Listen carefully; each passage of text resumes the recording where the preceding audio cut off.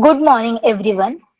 Good morning, ma'am. It gives me it gives me immense pleasure to extend a very warm welcome to all present here at this prestigious national conference, Reimagining Management through Multidisciplinary Approaches and Practices. I would like to begin by wholeheartedly welcoming our esteemed guest speakers, Amir Mohan sir, Anita Garg ma'am, Dr. Mahavir Shetia sir, and Dr. Sudham Shinde sir. Their presence and expertise will surely enrich our knowledge and inspire meaningful discussions. I extend my sincere greetings to our respected director sir, Dr. Rohan Daiwale, whose constant guidance and vision continue to lead us towards academic excellence. A warm welcome to all our dedicated faculty members whose commitment and efforts make such events successful and impactful. And a special welcome to our dear students, the future leaders and innovators whose enthusiasm and participation are the true spirit of this conference. With the theme Reimagining Management through Multidisciplinary Approaches and Practices, let us come together to share ideas, encourage innovation, and create meaningful academic discussions. I now take this opportunity to officially inaugurate the National Conference 2026 and wish everyone a successful and enlightening experience. Let us all come together to explore, learn, and exchange ideas as we reimagine management through multidisciplinary perspectives and practices. I now request our respected director sir to address the conference. Hello, welcome all. This is our fourth National Conference 2016, Reimagining the Management through Multidisciplinary Approaches and Practices. The theme is basically based on the new education policies where the multidisciplinary approach is supported by the government and all the universities. So we are inviting various researchers, entrepreneurs from engineering, pharma, management background. So this is our theme, and I hope through online mode and offline mode, students will get benefited from this session. So I request Amir Mohan sir to please proceed with the session. Thank you so much. Sir, Hello. sir, Hello. Am I audible?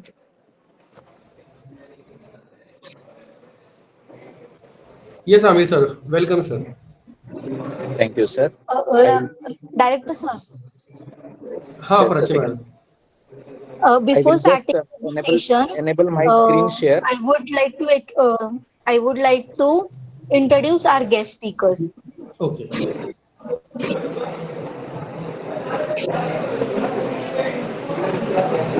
Okay. Yes, Prachi ma'am. It gives me, yes, sir.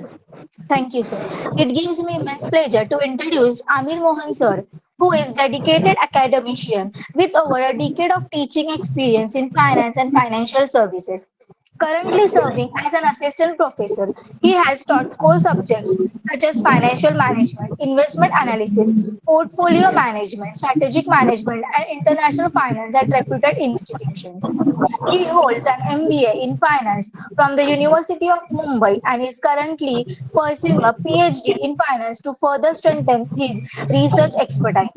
A- Amir sir has actively contributed to curriculum development, NAC accreditation processes, and student mentorship, guiding both graduate and postgraduate research projects and dissertations.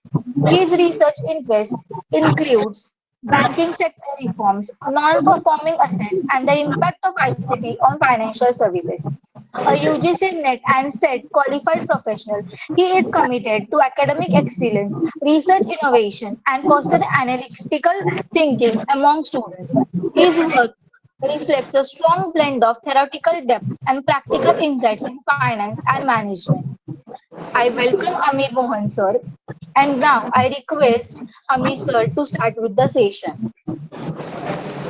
Good morning, one and all present there. Hope my voice is audible and my slides are visible to all. Yes, sir. Yes, Yes.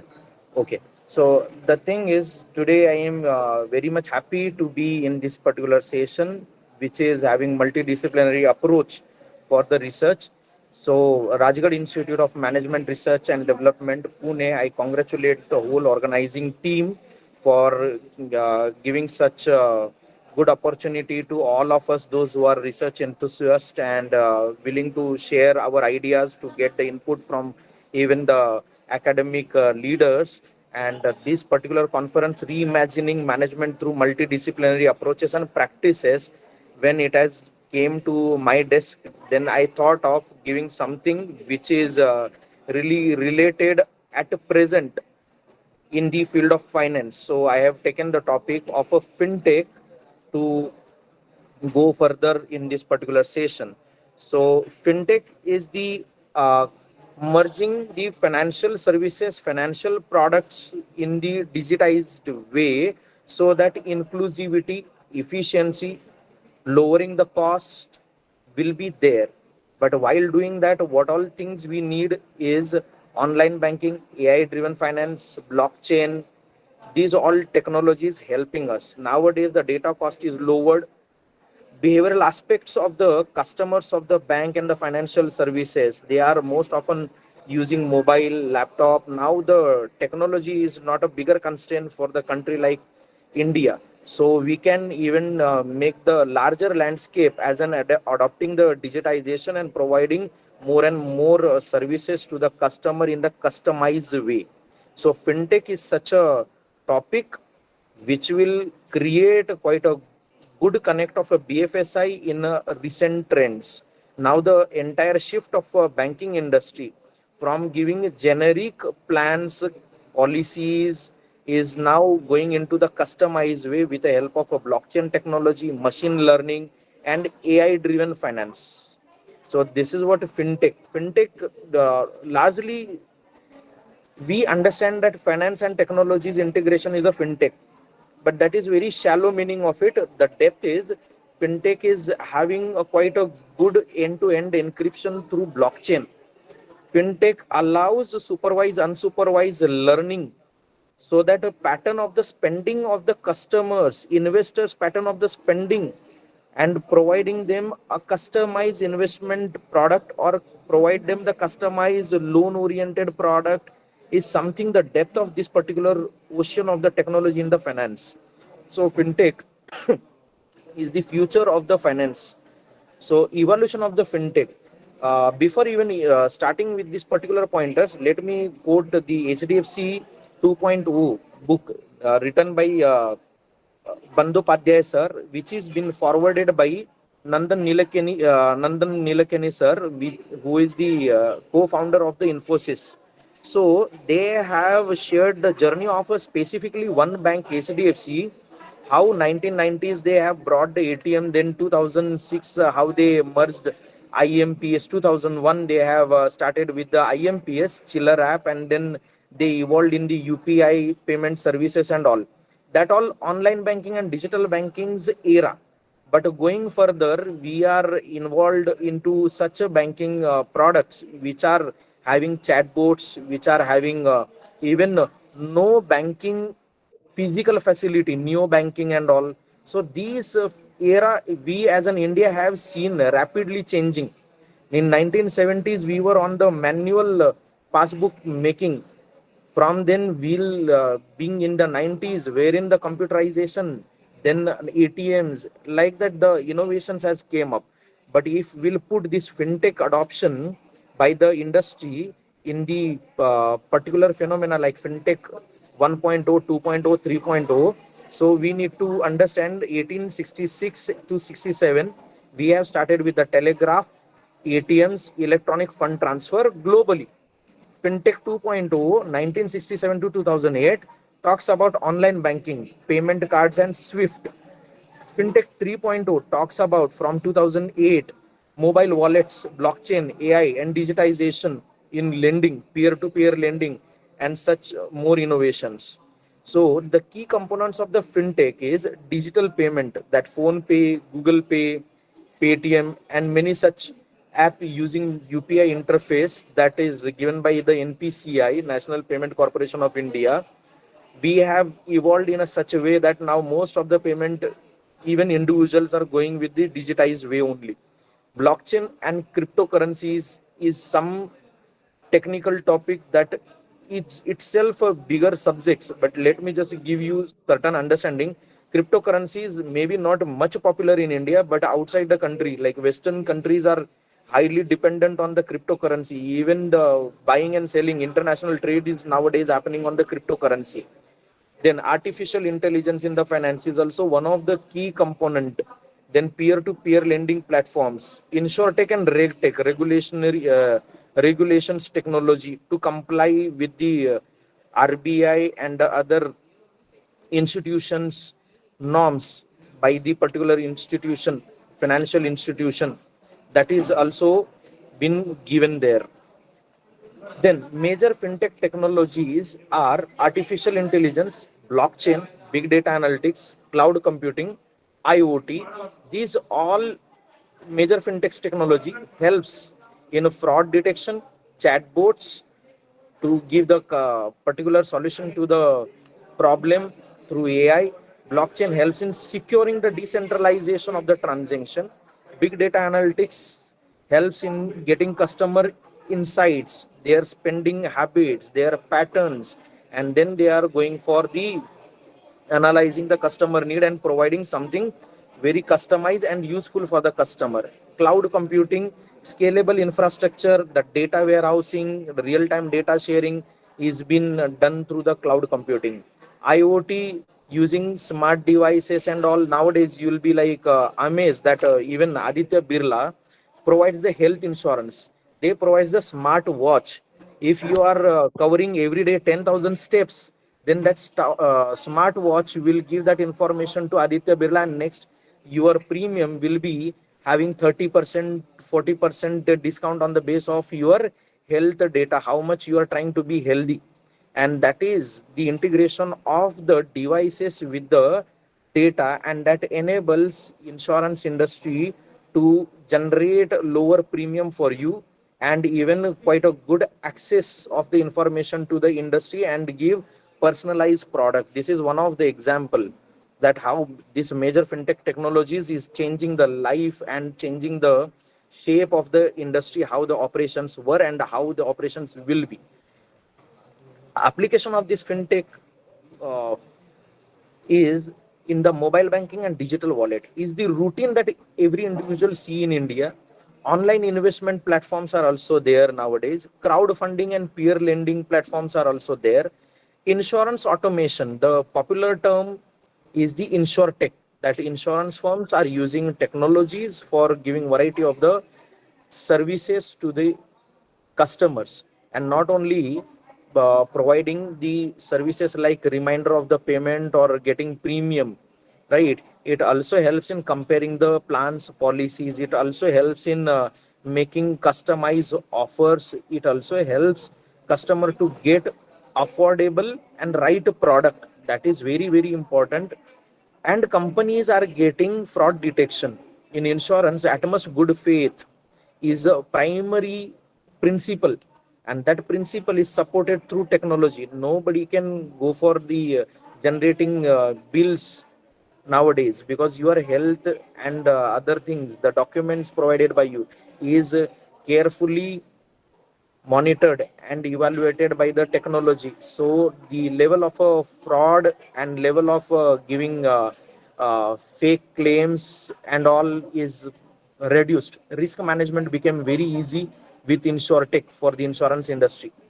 Then largely robo advisor services, whether it is banking, NBFC, insurance, stock market, robo advisory services are very helpful nowadays, as it helps you real time guidance for certain issues or grievances arises. Then robo advisor will give you guidance what is the right way to solve the issue. Largely for the common FAQs, robo advisors to give the suggestion to solve the problem right at that moment.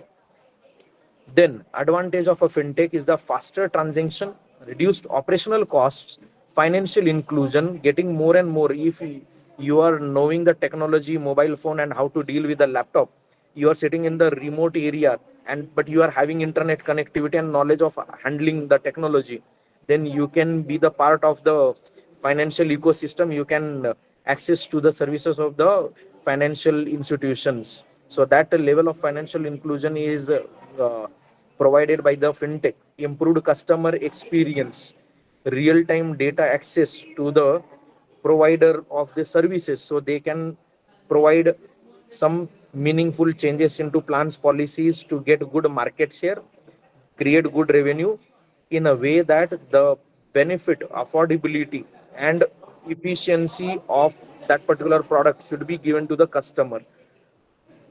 Challenges, yes, challenges in the fintech needs to understand. We have came across of digitization, but that also have some inborn issues like cyber security risk.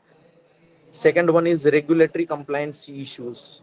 That is largely seen in the cryptocurrency in India. Still, regulatory framework is not accepting cryptocurrency as an one of the instrument, financial instrument, because regulatory framework finding it very difficult to frame the rules and regulation. Then data privacy concerns. These institutions are having our data. They may get some malware, or they may get some uh, deal into some other agencies, like our data Cambridge happened in the US, that Facebook's data was been given for the election and all.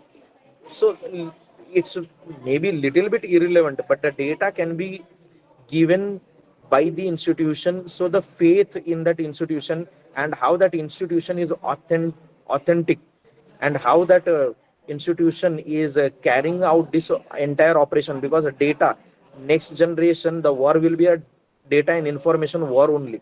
So that is another barrier. If that data is not used meaningful, and some misuse may be done by any institution in coming time. Then the technology infrastructure gap. Still we discuss about so much about the technology adoption these, that even many studies are available. Even TAM model, we all researchers knows that it discusses about the technology adoption. Nowadays largely we see the research paper talks about technology is adopted by the given particular geographical area and demography. But this is also truth. The remote areas and the rural areas, they are not much aware of the technology. They are not much aware of use of the laptop, mobile phone apps. They find it difficult to use the app, and not having even trust to download some app and do all financial transactions through the app. So that technology infrastructure gap, because of awareness. And second one is, biggest one is availability of internet, availability of the smart devices. Still that reality is there. But largely, if you'll compare uh, decade before and now, we are, as per the Kantar report, four times we have adopted the technology, like smartphone adoption if we'll take up. Then, fintech in India, UPI revolution led by NPCI, growth of digital wallet like Paytm, PhonePe, rise of a neobank and digital lending platforms, even the government initiative like Digital India, Aadhaar, Jandan Yojana, all these things are providing quite a good base for now the industries to come into the fintech, provide the customized services and the customized products to the customers of the India, because of all this government initiative. So this is where I would like to sum up my this particular uh, address. But I would like to take up if any doubt or query is there, because this fintech is a big topic. It's not a like 20 minutes, 30 minutes topic. We need to have quite a good understanding of it, how we should take adopt a fintech and give quite a good customized product and services, cost efficient, and it should be useful to the customer based on their awareness, user friendliness, and the infrastructure available in India. Still, it's a infant stage, I can say, the fintech adoption, because nowadays AI and ML is taking over. So I really wish that India will be having quite a good time with a fintech as in the finance industry ahead. Thank you. If any doubt,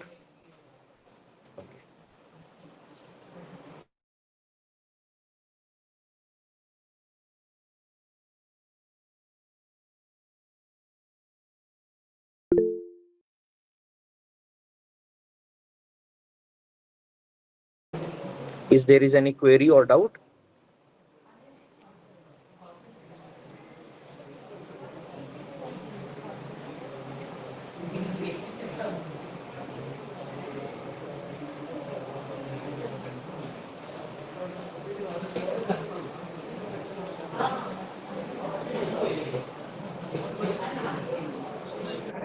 Students, if you are having any kind of questions, you can ask.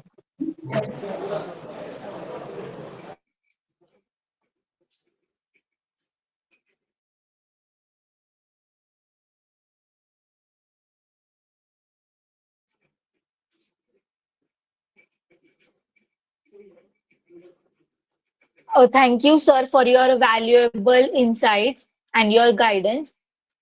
Now, it gives me again a very immense pleasure to introduce our next guest, Ananya Garg.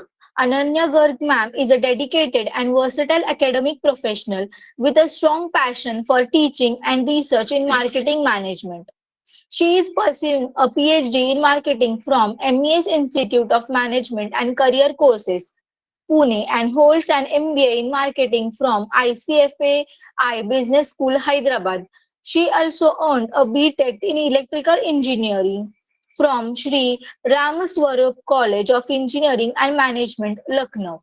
Ananya ma'am brings a diverse skill set including subject proficiency, teaching competency, research scholar, effective communication, mentorship, leadership, and adaptability. Her professional experience includes working as a research associate at Markets, where she analyzed industry trends, conducted surveys and interviews, and delivered actionable insights through detailed reports. She has also completed an internship with Deepak Fertilizers and Petrochemicals Corporation Limited, focusing on marketing strategy and app optimization.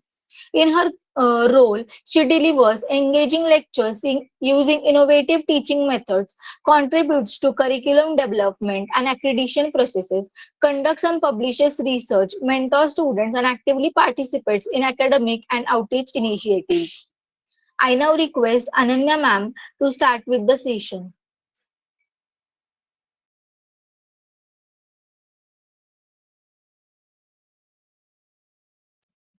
Hello, is my screen visible? Yes, ma'am. Yes, ma'am. Hello, thank you. First of all, thank you, Prachi ma'am, for such a humble introduction. Second, Welcome,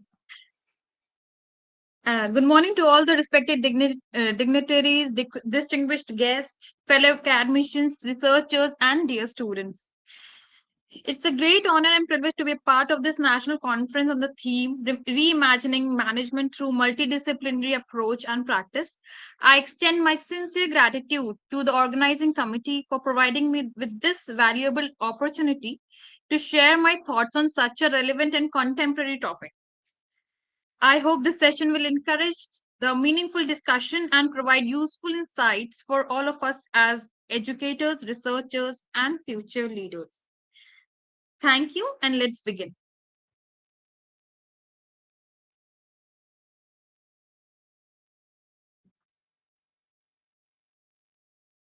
Now, first of all, let's introduce what's marketing.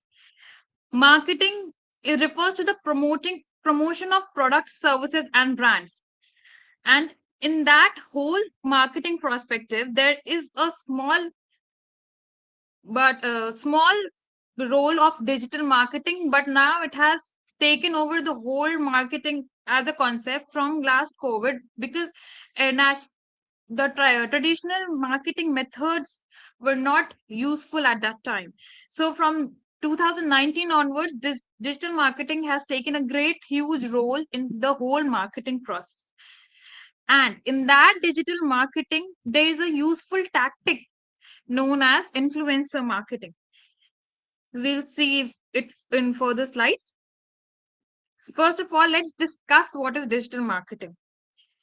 Digital marketing refers to the promotion of that same product, services, and brands through digital platforms. There can be various digital platforms such as social media, search engines, websites, email marketing, mobile applications, online advertisements, content marketing, and then there is influencer collaborations. Why digital marketing has taken over? Because it is measurable. You cannot measure, if you place a hoarding somewhere, you cannot measure how many footfalls or eyes are on that hoarding, how many people saw that, what is, did they interact with that hoarding. You cannot measure it. You cannot save uh, have a very good feedback out of it. So it is why digital marketing is used, because it is measurable, interactive, it can be personalized from various target audiences, it is cost effective, and in real time you can change your marketing policies, and it is globally accessible. You are not now limited to a city or a state or a town. It can be accessed by all. Now, what is influencer marketing? As I told already, that it is a tactic in digital marketing. Influencer marketing is a part of digital marketing in which various platforms are used, like Instagram, YouTube, LinkedIn, Facebook, Twitter, Snapchat, podcasts, blogs.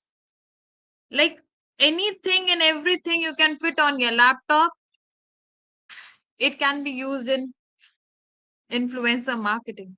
Any if Now there are various kinds of influencers.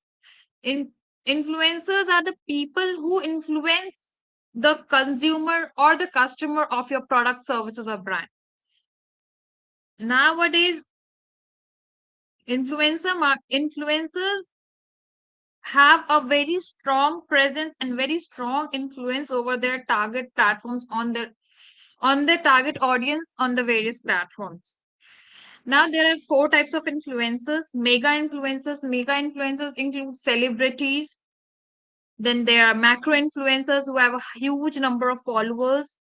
And there are micro influencers, and there are nano influencers. Nano influencers are people who work on very niche audiences. Consumer trust people nowadays more than the advertisements. And even the celebrities do not have such a kind of influence as compared to the normal people, because the consumers now relate to the people that we are on the same platform, we are on the same kind of income level, and they are suggesting me a kind of product or service to be used. Now, why management needs reimagining? Traditional management included planning, organizing, staffing, directing, and controlling. But today's business environment has changed. It is highly competitive, customer driven, technology extensive, globally connected, and it is rapidly changing. So today's marketing is do not only contain the whole product, services, or brand perspective, but it requires the multidisciplinary thinking, which includes customer psychology, social media behavior, platform algorithms, brand communication, data analytics, and also the ethics and sustainability part. Now, I will give you a few examples of how this multidisciplinary approach can be used. First, marketing with data analytics. Data analytic tools are Google Analytics, Meta Ads Manager, CRM systems, YouTube Insight, Instagram Analytics, and many more. Managers track it and use it to uh, generate engagement rates, conversion rates, ROI, return on investment, customer acquisition cost, influencer campaign performance, and many other things. This is a very few example of the gist of all the things. Second is marketing with psychology. Psychology needs to be included with marketing, as we can use, as now customers use trust, social proof, fear of missing out, emotional storytelling, aspirational identity. Brands use these psychological terms, psychological theories to market their products, services, and brand. Third is marketing and technology. Technology is now inseparable part of everything, and marketing needs to be updated. We need to use artificial intelligence, chatbots, SEO tools, email automation, social listening tools, influencer discovery platforms, and whatnot. And we need to be updated, and it is updated day by day. And we need to be on very same track with the technology. We cannot leave technology behind and just imagine marketing. Fourth is marketing and communication. Now, brand uses storytelling. The influencers use their stories to manipulate the consumers and the customers. They use reputation management. They use content strategy, crisis communication, and public engagement. Communication plays a very important role in marketing. And the last, but the most important part is ethics and sustainability. If a brand is not ethical, they uses unethical measures such as hidden cost. It is unethical, like hidden promotions, uh, uh, hidden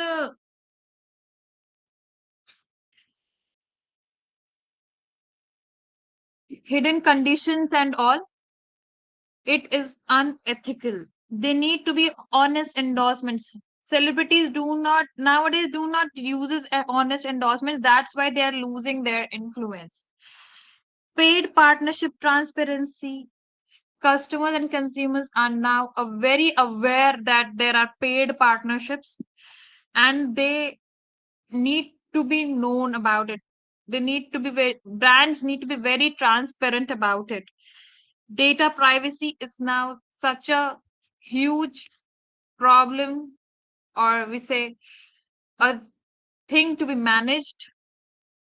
Customers and consumers they do not want to share their data publicly. So brands need to be very particular about the data privacy part and sustainable branding. Now, what the future trends hold? Future is AI generated influencers. Now AI is too advanced. Now there are AI generated influencers, virtual brand ambassadors, voice search optimization, social commerce, creator economy expansion, because content creation now has become a legit job. It's a legit occupation which people are now taking up, and it has played a very huge role in economy of the country.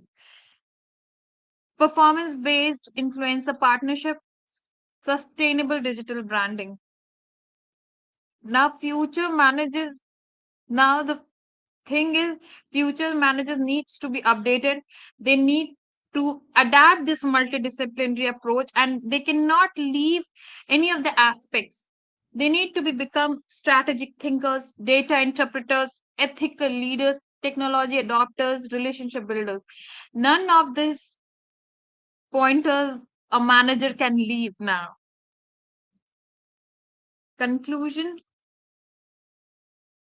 this reimagining the management means integrating the marketing, psychology, analytics, technology, communication, ethics, and sustainability. Every parts need to be integrated in management, in marketing, be it finance, in every aspect. Because people nowadays do not buy products; they buy trust, stories, and experiences. They are not limited to a single hoarding or single advertisement or single thing which they see on TV or then on their mobile phones. There's whole trust building process involved, whole story building and processes are involved, whole psychological theories are involved, technologies involved, everything. It all comes down to experiencing the things. If consumer or the customer experiences your product, services, or brand, then only they will buy it. If your product is very good but you cannot provide the good experience, no one is going to buy it. If you want to sell, you need to sell the story, the trust, the experience. Everything revolves down this digital marketing thing and influencer marketing presentation is very, very short, I guess. And this all things cannot be covered in this 10, 15, 20 minute session. So if anyone has any questions or any other aspects, we can discuss now. Thank you for giving me this opportunity. I'm ending this session, and students can are open to question.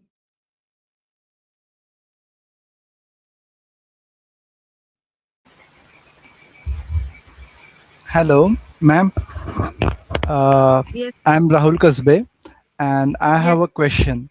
So, yes, you just mentioned about the AI generated models, right? Who are other yes, influencers, but how yes, much sir. it is ethical? Like, so if the person is not visible or he doesn't exist anyway, and still we Mhm. are following them, so what is the purpose or what really will achieve out of it? So the brands are not, see, if you are employing an influencer, they need to be paid. Okay. Right, So now brands are thinking this way that they just need to spread information about their brand, product, or services with just some face, and they need pretty models for that. Now so the AI models, they are just giving the chat prompts to be a very regional specific beautification, I must right, say. Like right, ma'am. every region has different beauty standards for men and women. Okay, there Okay, are no particular beauty standards for all the for whole world. So they are using the AI power to make that regional beauty, paying them less and spreading the information. right. But Brands ma'am, think yeah. Sorry. Please go ahead. Brands actually think that they just need to spread information, and they just need a pretty face. There are many people, many consumers who just look on to the pretty face. It is very sad reality, but it is real. Uh, Addition to it, next question is, ma'am. Uh, Yes. but then, how it is? How much is ethical? Like, you should have a disclaimer like this is an AI generated model, and you are following AI generated model. So this disclaimer should be there or not? Like, because people really don't know, See, is it an AI generated or is it a real person?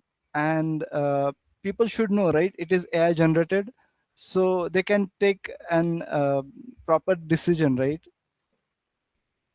sir, I differ from you on this perspective that Okay, consumers and customers today are very much aware that what is AI generated and what is real.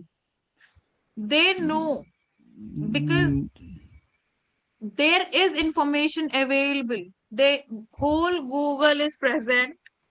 Every information is there. Even brands say that this is an AI influencer, AI model. mm, Consumers and customers are very much aware. Brands put up things in on their website even before launching it. no, ma'am. I Just to add to what you are saying, There are Uh-huh. paid AI influencers are also, and that's really affecting people. But because they are not aware, like to whom they are paying, they think that it's a human and they're paying to it. So that's an that could be a different So view, the but educated consumers or customers are raising these questions. The non-educated group, I must say, like below, the specific term is like bottom of the pyramid people, they don't care. They just need a pretty looking model to right, sell them the products, and brands are using it. If we want brands to stop it, we need to be aware as a whole community. We cannot leave them behind because they are a they are in huge number. right, right, ma'am. Yeah, This thing will change when consumers and customers will become self aware. right, ma'am. The brands do not claim that they are very ethical. Marketing, and in the marketing, most of the brands are not ethical.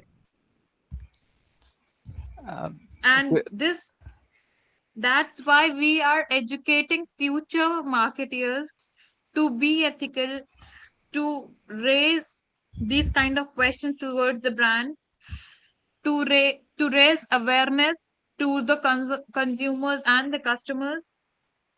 So we are trying to educate here about what are the trends, about what is happening right now in the society. So we need to change this.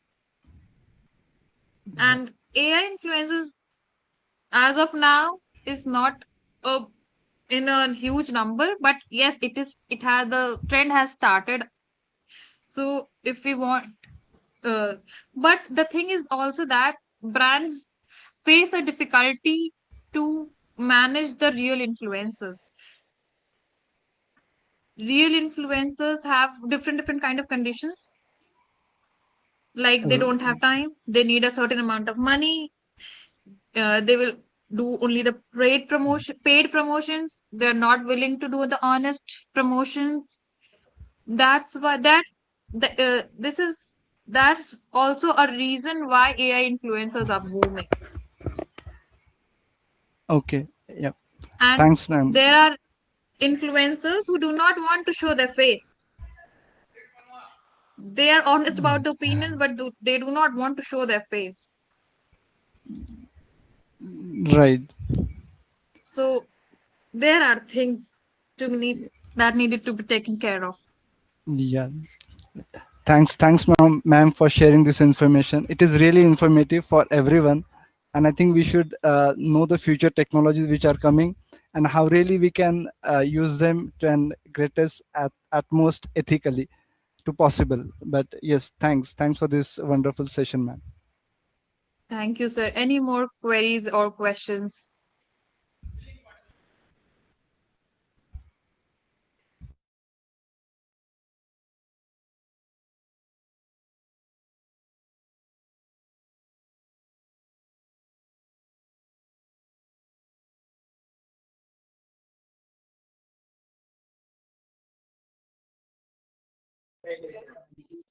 Thank you, ma'am.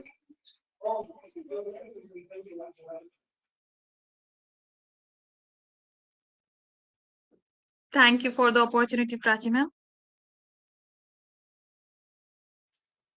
It is my privilege to introduce our esteemed speakers. Firstly, I would like to introduce Dr. Mahavir Shetia sir, Director at SNG Institute of Management and Research, Pune. With over 14 years of rich teaching experience, he has been actively involved in shaping young minds in the field of management. He holds a PhD in Financial Management from Savitribai Phule, Pune University, and has also qualified UGC NET. His areas of expertise include financial management and marketing management. His dedication to teaching and academic excellence makes him a valuable contributor to the field of management education. And now I am honored to introduce Dr. Sudham Shinde, Associate Professor at SNG Institute of Management and Research, Pune. With several years of academic experience, he has been contributing significantly to management education. He holds an MBA in marketing and brings strong knowledge and teaching expertise in the domain of marketing management. His commitment towards students' development and academic growth is truly commendable. We are indeed fortunate to have such experienced and knowledgeable guests with us. I warmly welcome both our respected guests and look forward. They have really helped us for publishing paper in NGR. I welcome both the guests and I am very thankful for to them of them.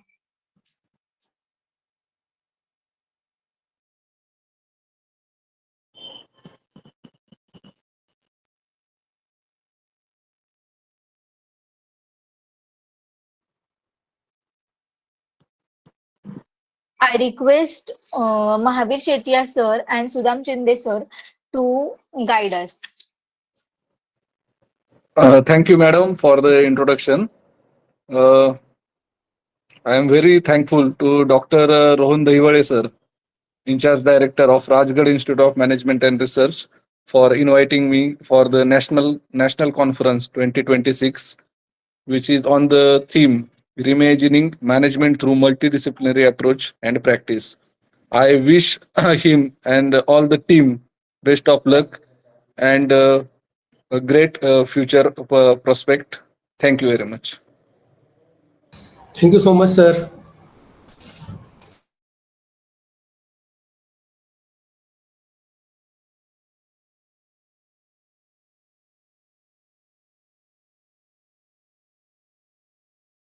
Thank you, sir.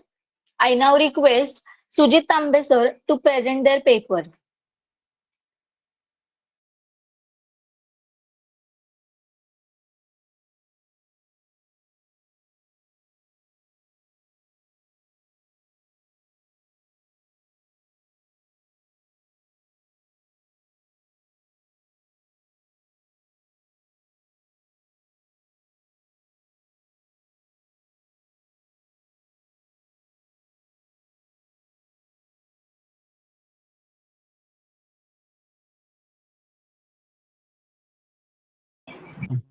Is my screen visible? Yes, sir. Yes, sir. Yes, sir. Uh, Thank you for giving me opportunity to present paper on shaping dairy consumer satisfaction and empirical study of supply chain resilience and communication transparent in Pune city. Uh,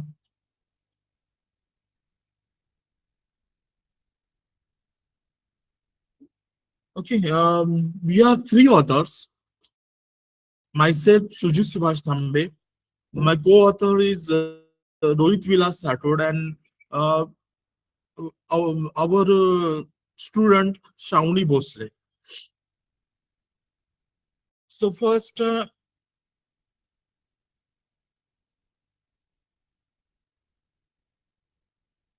this wait.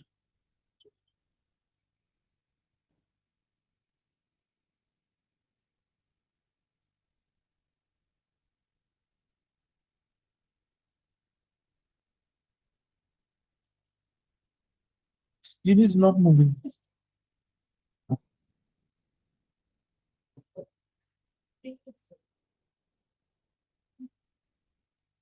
Okay. Okay.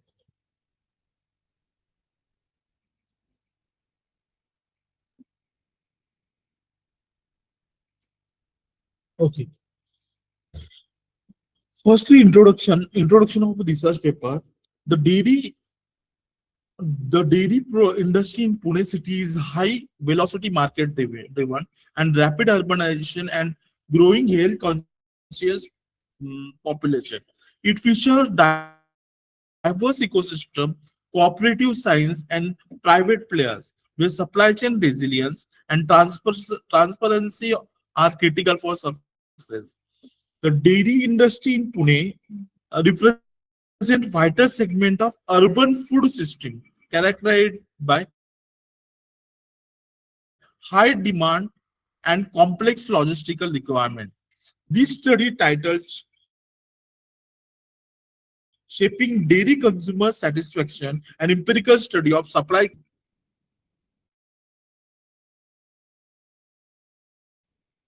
The need of study.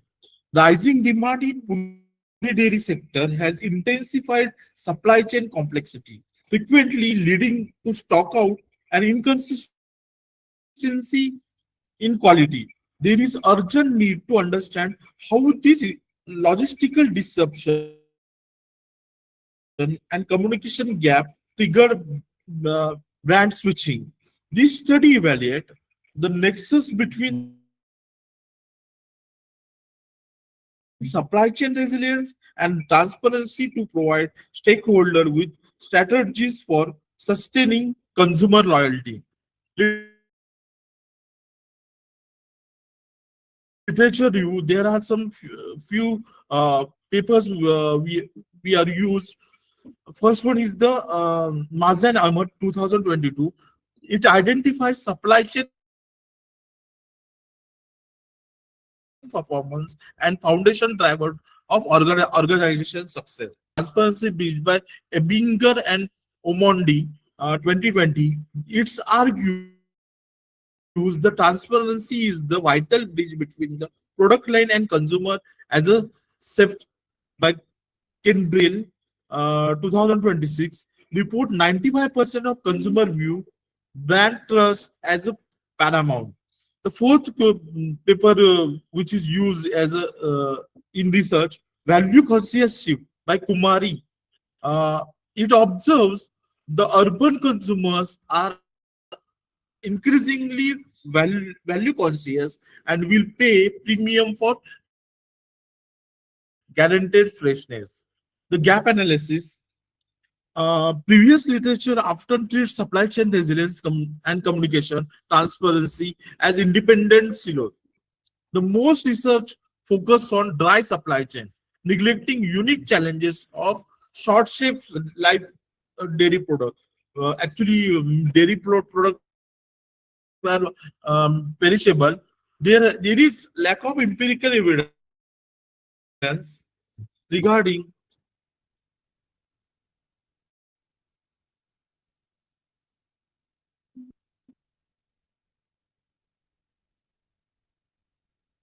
the fetches. Oh. There are lack of empirical evidence regarding retailer level clarity at the final point of sale.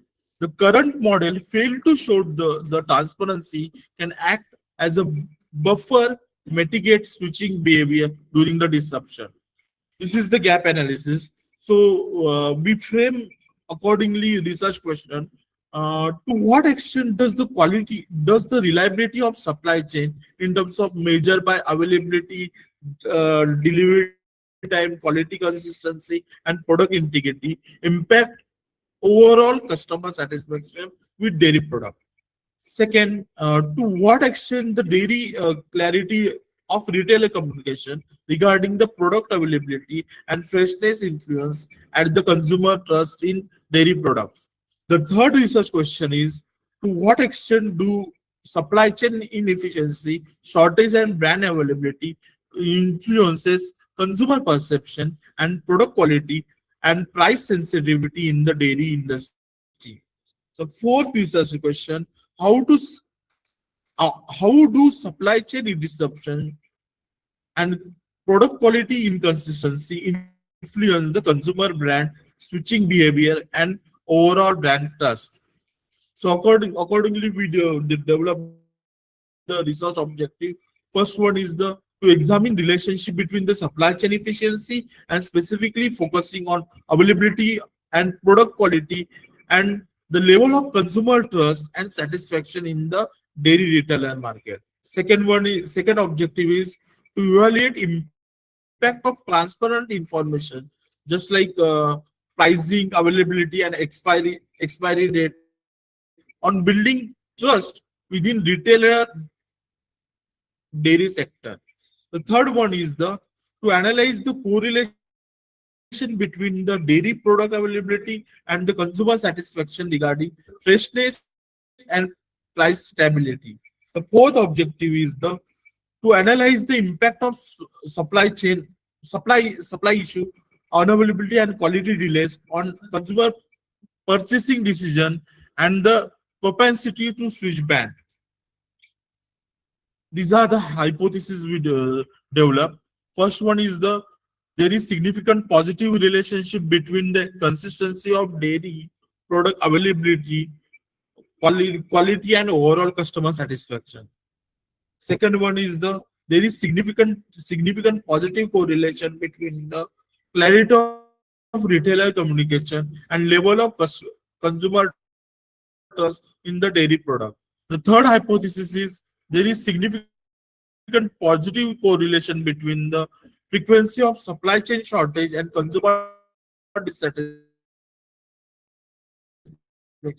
with product freshness and chain issue and poor product quality have significant positive impact on consumer brand switching behavior and negative impact on brand trust.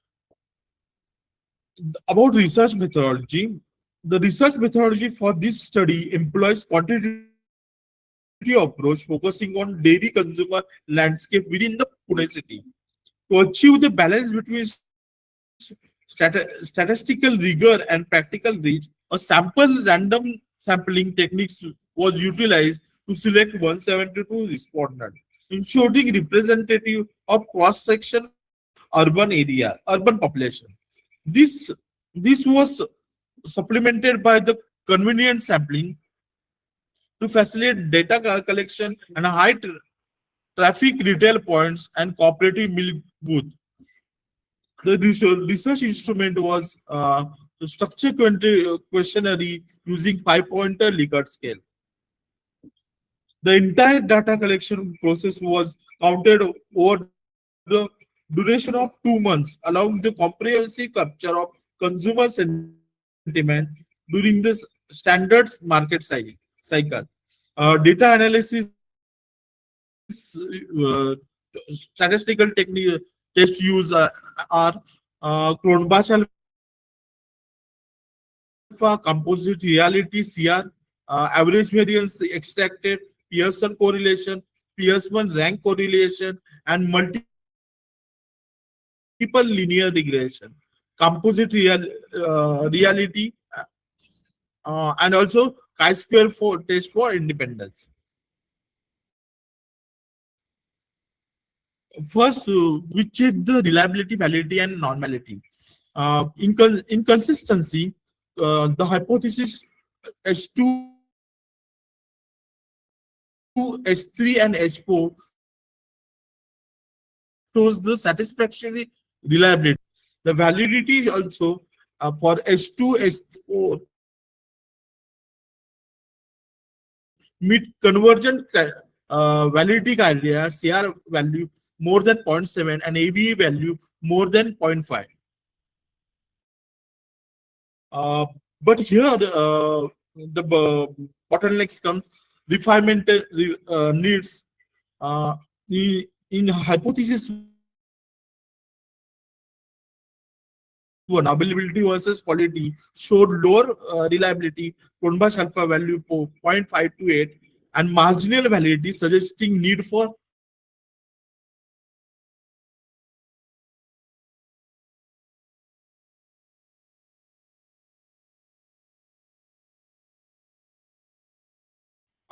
item this specification in the plus minus one indicator. In data analysis, we firstly check the hypothesis 1 with multiple linear regression analysis conducted to examine influence of availability, timeliness, consistency, and quality issue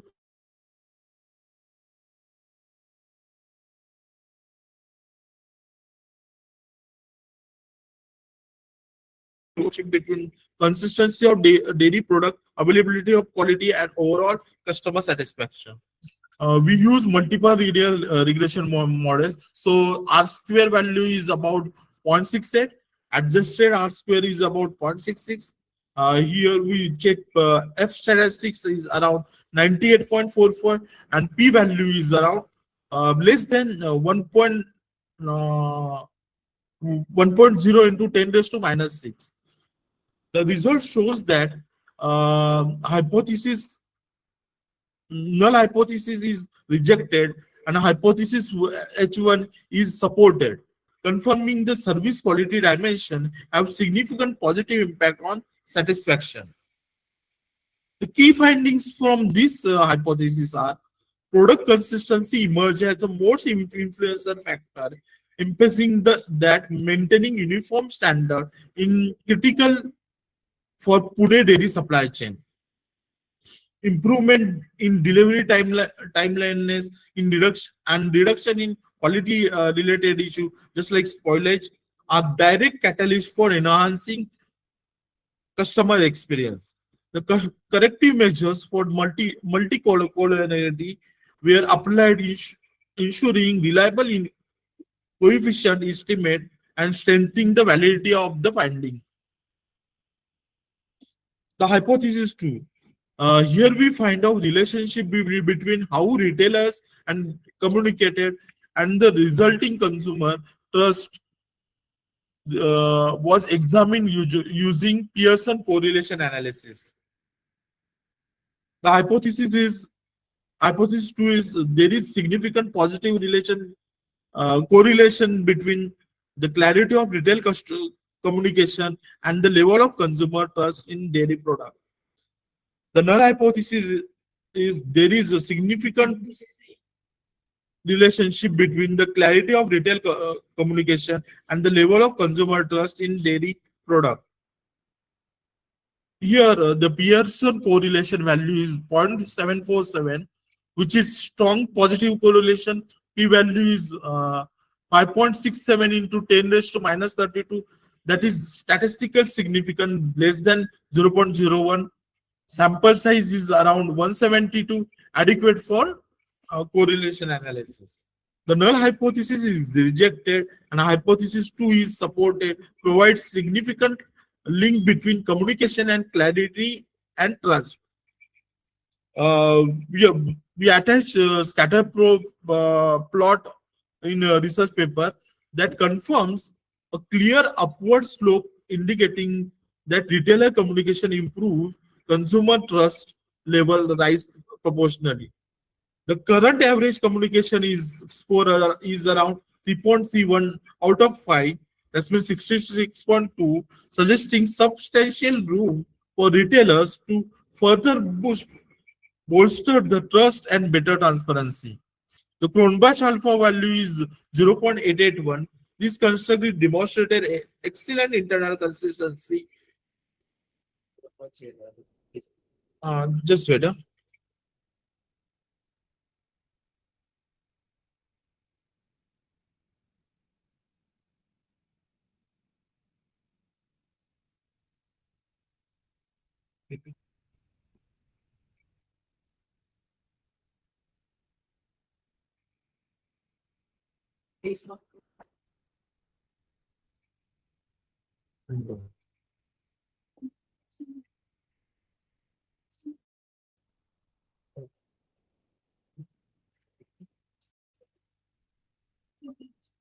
Is now it's visible? Is it visible? Okay. Yes, sir.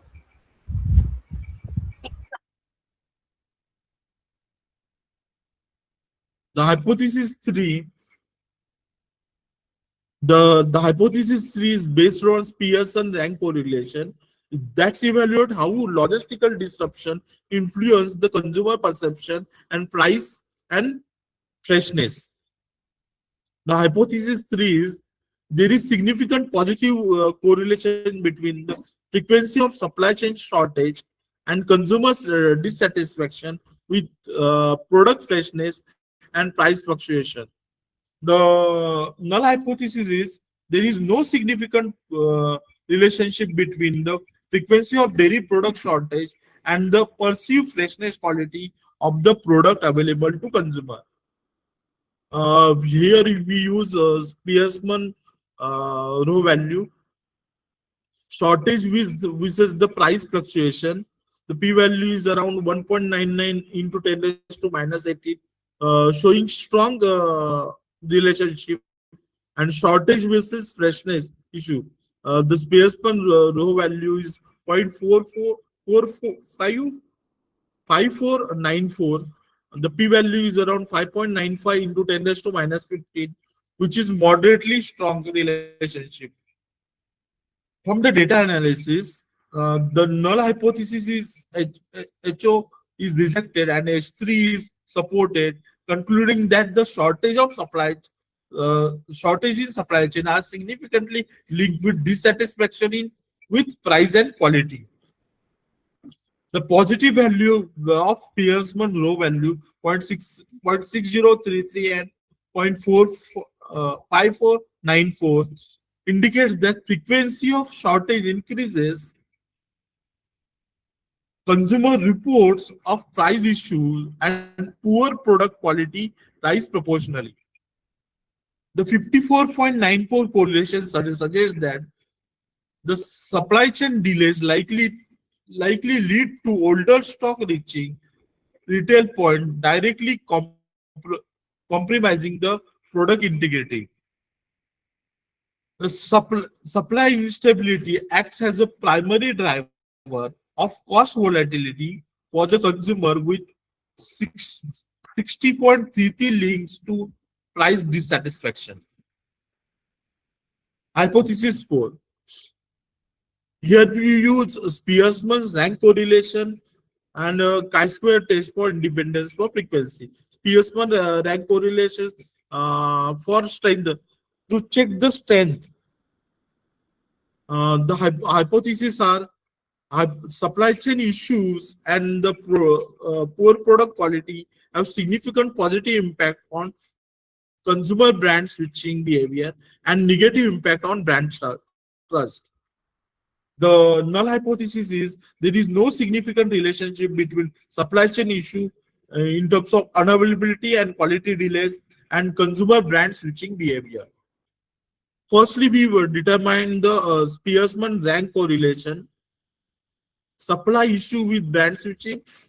Row value is 0.4752. Here p-value is less than 0.01. It is highly significant. Supply issue with trust reduction. Here the Spearman value 0.3485, which is less than 0.01, which is highly significant. Here we find out frequency of chi-square test independence.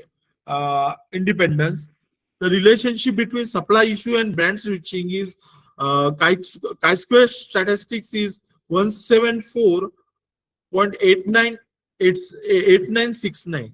The p-value is around 8.86 into 10 raised to minus 29, which is the reject independence. And also supply issue versus trust reduction is 124.7550 with p-value of 7.95 into 10 raised to minus 90, which is also reject independence. The null hypothesis H0 is rejected and a hypothesis H4 is accepted, proving the supply chain issue positively impact on switching and negatively impact brand trust. The row value is positive row only indicates supply issue escalate the consumer significantly, more likely abandon their preferred brands. The strong link to trust reduction confirms the logistical failures act as a catalyst for long-term brand erosion. The low chi-square p-value confirms that brand switching behavior are not independent on supply chain performance. Major research findings are, while baseline availability of is high, 86.0%, only 62.79% of respondents receive product on time.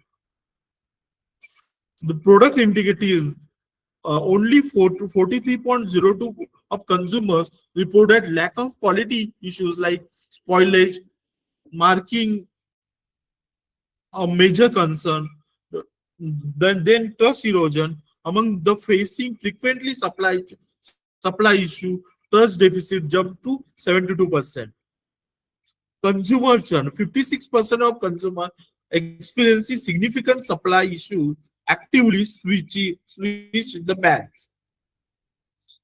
The suggestion and recommendation for this from this research paper are the quality and inventory. Implement real-time quality monitoring and develop localized disruption hubs to prevent shortage. Retailers should use digital platform for real-time update and on stock and freshness. Prioritize advanced cold chain refrigeration to ensure product freshness and maintain stable pricing volatility to preserve long-term brand loyalty. And conclusion and future scope is consistent availability of transparent communication are the dual pillar of dairy consumer satisfaction in Pune.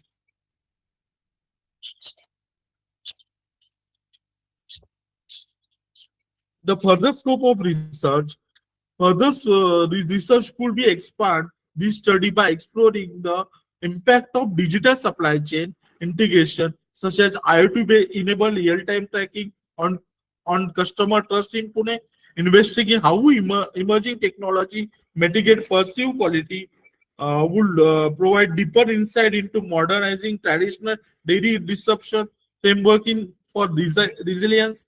Additionally, comparative analysis, comparative studies, future work will compare organized retail chains against local milk vendors to understanding differing consumer expectation.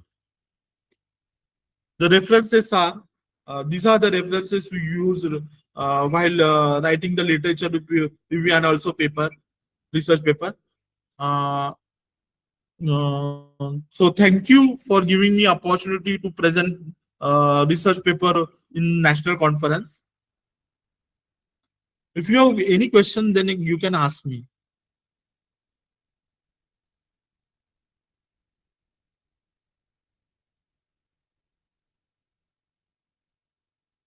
Hello, Sujit sir.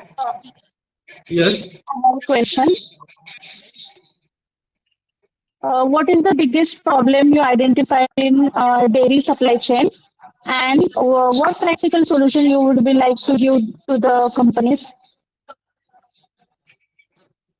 Actually, we did the survey on Patras Dairy itself. Um, there are some findings are coming out from this study. Shorts supply shortage and price leak, then just and even the impact of product freshness, brand availability, impact of brand loyalty. Because 29.07 respondent confirm disrupt daily habits, while 27.91 frequently switch the brand. That significantly linked to confirm supply disruption is the primary driver for consumer churn. And also major findings is that supply driven switching, because 56% consumer experience significant supply chain issues with active switch brand. This highlights the product availability is essential for maintaining stable and loyal customer base. Hello, ma'am. Yes, sir. Okay, sir. Thank you.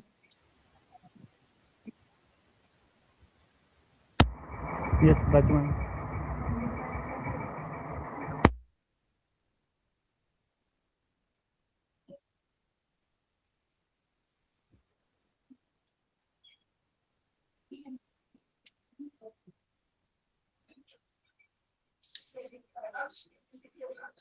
Thank you, Sujit sir. It is my proud privilege to propose the vote of thanks for today's session of National Conference 2026. First and foremost, I express my heartfelt gratitude to our esteemed guest speakers for sharing their valuable knowledge, insights, and time with us. Your presence has truly enriched this conference. I extend my sincere thanks to our respected Director Sir for his constant guidance, encouragement, and support in making this event a grand success. I would also like to express my deep appreciation to our national conference convener, Azim Tamboli sir, for his dedicated efforts, planning, and coordination in organizing this wonderful conference. My special thanks to all our faculty members for their continuous support, teamwork, and contribution behind the scenes. At the last but not the least, I thank our dear students for their enthusiastic participation and active involvement, which added spirit to this conference. Once again, thank you everyone for being a part of this memorable and enriching experience. Have a great day ahead.